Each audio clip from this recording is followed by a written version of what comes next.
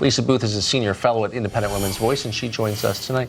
Lisa, great to see you. So it turns out we're getting, I think, a warped view, and tell me if I'm wrong.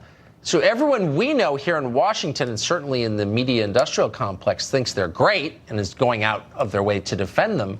But the rest of the country doesn't feel that way, it turns out. Is that right? Well, the Washington bubble is normally wrong, right? So we shouldn't really look to them for the answers. But what you can do is look at some of these polls to get an idea of where these average Americans look at people like Alexandria Ocasio-Cortez. And as you mentioned, Axios obtained an exclusive poll that's really making the rounds with top Democrats. And what the poll found was that Alexandria Ocasio-Cortez has become a defining face of the Democratic Party to a key constituency of swing voters, the white working class voters. As you see there, 74% of these voters know who they are, and only 22% have a positive opinion of her. And what was interesting is Ilhan Omar had some similar results as well. I think we have those numbers as well. As you can see there, 53% know who she is. Only 9% have a favorable opinion of her.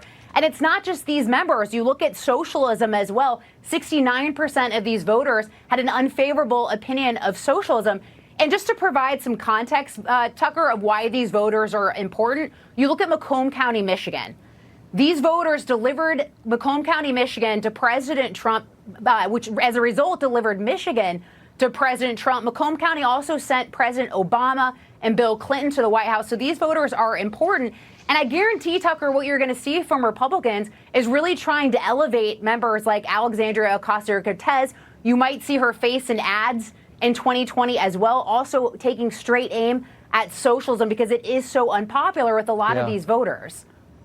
I mean, Ocasio-Cortez, at least you could say, or I would say, watching her, she has some talent. I mean, I understand why she's famous, actually, if I'm being totally honest about it.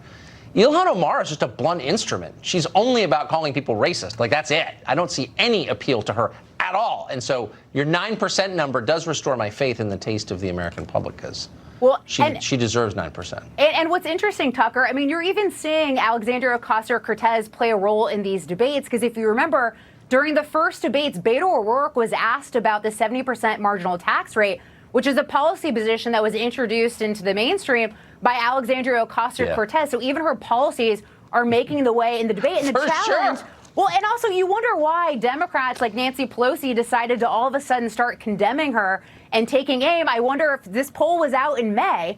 So I wonder what influence seeing these numbers had on Democrats of deciding, hey, look, we've got to figure out how to minimize the role that she has in the Democrat Party in the country right now. Too late. Shouldn't have coddled her. Shouldn't have created an environment where she could blossom, but they did. Good point. Great to see you tonight. Thanks, Tucker. Thank you, Lisa.